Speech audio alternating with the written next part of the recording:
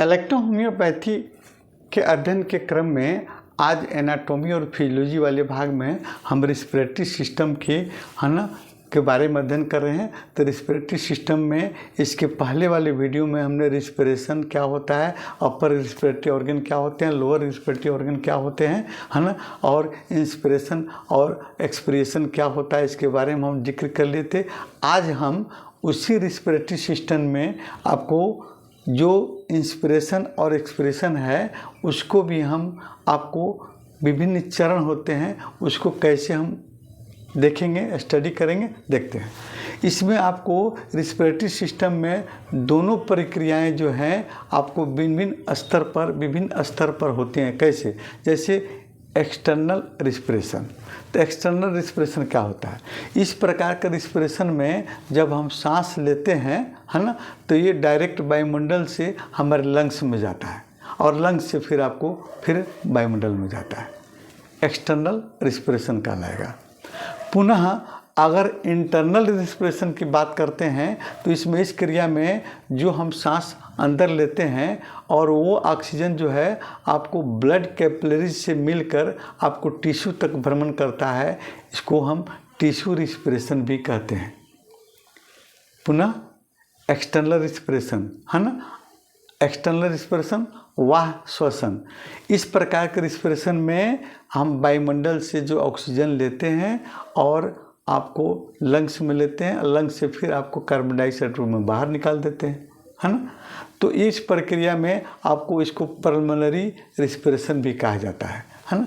और पुनः internal respiration में आप देखेंगे कि जब हम ऑक्सीजन लेते हैं तो फिर वो हमारे ब्लड कैपिलरीज से मिलकर, ब्लड के माध्यम से मिलकर सेल टिश्यू तक पहुंचता है ना।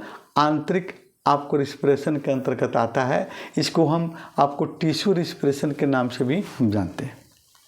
चलिए अब आगे हम देखते हैं आपको श्वसन क्रिया विधि, कैसे श्वसन क्रिया विधि होती है, मैकेनिज्म ऑफ आपको रिस्पिरेशन। एक शब्द आता है ब्रीथिंग, है ना। हम सांस लेते हैं और छोड़ते हैं, ये दोनों प्रक्रिया एक साथ होती है। एक बार सांस लिए और छोड़े, ब्रीथिंग कहलाती है ना। वायुमंडल से हवा के रूप में हम ऑक्सीजन का लंग्स में आना और CO2 को बाहर निकालना, है ना। एक विदिन सेकेंडों में जो सांस हम लेते हैं और छोड़ते हैं वो आपको ब्रीदिंग कहलाता है। जैसे एक स्वस्थ मनुष्य जो है, आपको एडल्ट मनुष्य जो है, आपको मिनट में 16 से 17 बार आपको सांस लेता है और छोड़ता है ना। यानी एक बार सांस लिया और छोड़ा, वो आपको एक ब्रीदिंग के रूप में जाना जाएगा। अब देखते हैं हम आपको इस ब्रीदिंग में या सांस लेने की क्रिया में कौन सा ऑर्गन आपको मुख्य रोल अदा करता है। तो इसमें सबसे आपको पहले आपका आता है एक आपको डायफ्राम, और डायफ्राम के बाद में इंटरकोस्टल मसल्स। तो डायफ्राम क्या है, इंटरकोस्टल मसल्स क्या होते हैं, इसके बारे में हम देख लेते हैं। देखिए, हमारे शरीर में चेस्ट कैविटी में, चेस्ट रीजन में आपको 12 जोड़ी आपको पसलियाँ होती हैं, है ना। 12 इधर और 12 इधर, यानी 12 जोड़ी यानी 24 पसलियाँ होती है, 12 इधर और 12 इधर। इन पसलियों के बीच में आपको 11 पेयर आपको मसल्स होते हैं। उस मसल्स को हम कहते हैं इंटरकोस्टल मसल्स। और डायफ्राम, देखिए डायफ्राम जो है आपके लंग्स के नीचे, यानी आपके चेस्ट कैविटी और आपको एब्डोमिनल कैविटी के बीच में मध्य में आपको रहता है डायफ्राम, जो एक मसल्स का बना हुआ होता है, पिरामिड के आकार का होता है। अपनी आकार को छोटा कर सकता है, बड़ा कर सकता है। ये आपको हमारे चेस्ट कैविटी और आपको एब्डोमिनल कैविटी को बांटने का काम करता है। और श्वसन क्रिया में सबसे मुख्य रोल अदा करता है ये आपको डायफ्राम। अगर ये डायफ्राम नहीं रहे तो आप सेकंडों में डेथ कर जाएंगे, आपकी क्रियाएं, आपको श्वसन क्रियाएं रुक जाएंगी। ठीक है, अभी हम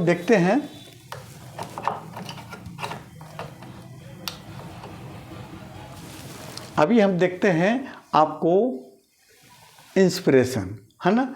तो ये डायफ्राम जो है हमारे श्वास लेने में कैसे मदद करता है। तो देखिए यहाँ पर ये डायफ्राम जो है क्या करता है,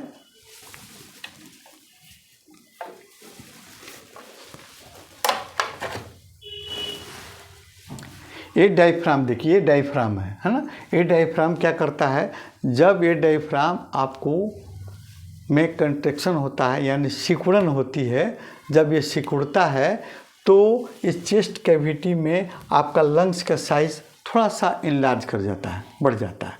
और इसके अंतर्गत एक आपको, इसके अंतर्गत जो है चेस्ट कैविटी, लंग्स का साइज थोड़ा सा बढ़ेगा और एयर जो है आपको सीधे आपके लंग्स में आपको प्रवेश कर जाता है। कब, जब आपका ये डायफ्राम थोड़ा सा आपको सिकुड़ता है, आप कंट्रैक्ट होता है, तो इसमें ये लंग्स के दोनों हिस्सा नीचे थोड़ा सा बढ़ता है, यानी इसमें साइज में इनलार्जमेंट होता है और इसमें आपको एक एयर का आपको प्रेशर, कम प्रेशर होता है ना, निगेटिव प्रेशर बनता है और उसमें चलते ऊपर से वायु आपको इसमें भर जाती है। और वायु भरने के बाद में वो वायु आपको एल्वेलाई के पास में आती है और वहाँ से ब्लड के हीमोग्लोबिन से मिलकर वो ऑक्सीजन आपके शरीर के विभिन्न भागों में, विभिन्न ऑर्गन में आपको भ्रमण करती है और वहाँ ऑक्सीडेशन की क्रिया होती है, फिर कार्बन डाइऑक्साइड बनता है और कार्बन डाइऑक्साइड ब्लड के माध्यम से फिर आपको ये एल्वेलाई में आती है। तो एक क्रिया होती है इंस्पिरेशन में, है ना। अब देखिए आपको इस क्रिया में एक और क्रिया होती है जिसको हम कहते हैं आपको एक्सपिरेशन। जैसे हम कार्बन डाइऑक्साइड को बाहर कैसे निकालते हैं, तो ये जो है ये डायफ्राम पुनः आपको अपने नॉर्मल अवस्था में, यानी आपको इसकी एक्टिविटी में, आपको इसके मतलब फैलाव में, यानी आपको सुषुप्तावस्था जिसको नॉर्मल स्टेज कहिए में आता है और पुनः ये इसका साइज में वृद्धि होती है और वृद्धि होकर और फिर ये लंग्स पर दबाव डालता है और दबाव डालकर फिर हमारे सांसों को बाहर निकालने में मदद करता है डायफ्राम। यानी ये डायफ्राम जो है आपको जब नॉर्मल स्टेज में होगा तो क्या ये आपको प्रेशर डालता है, माने ये ऊपर की ओर उठता है और ये आपको डालता है प्रेशर आपको लंग्स पर और लंग्स के माध्यम से फिर कार्बन डाइऑक्साइड आपको बाहर निकल जाता है ना।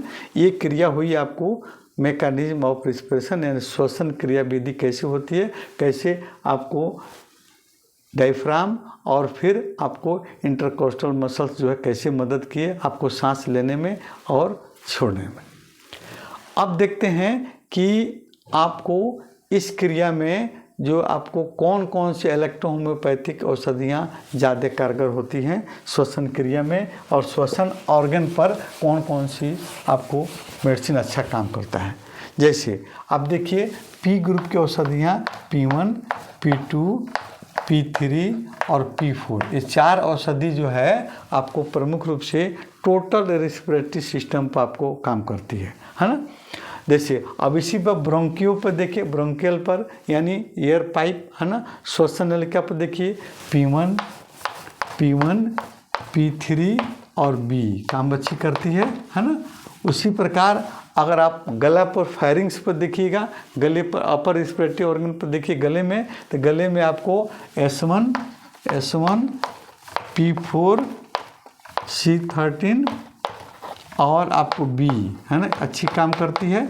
उसके अलावा आपको अगर हम फायरिंग्स पर देखें है ना, तो फायरिंग्स पर या थ्रोट पर, दोनों पर यही औषधि अच्छी काम करती है। नोज पर देखें तो नोज पर आपको हो जाएगा, नोज पर देखेंगे तो S1, S2, S5, C5 है ना, और आपको W अच्छा काम करती है, S3 भी अच्छा काम करती है ना। इसके बाद में लंग्स पर देखिए तो लंग्स पर आपका लंग्स पर काम करता है, लंग्स पर आपको P2, P1, P3, P4, P2, P1, P3 और P4 है ना।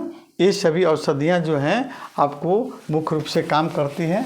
और इनके सहायक औषधियों में, आप सहायक औषधियों में देखिएगा आपको B, G,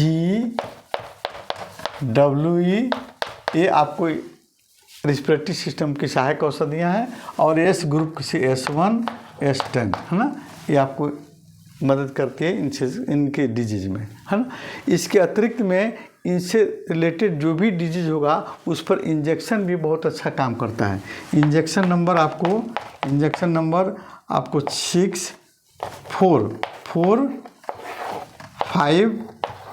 6, 7 और 8, ये 4 औषधियाँ जो हैं विभिन्न तरह के आपको रिस्पिरेटरी ऑर्गन से रिलेटेड जो डिजीज़ होगा उस पर बहुत अच्छी कार्य करती है।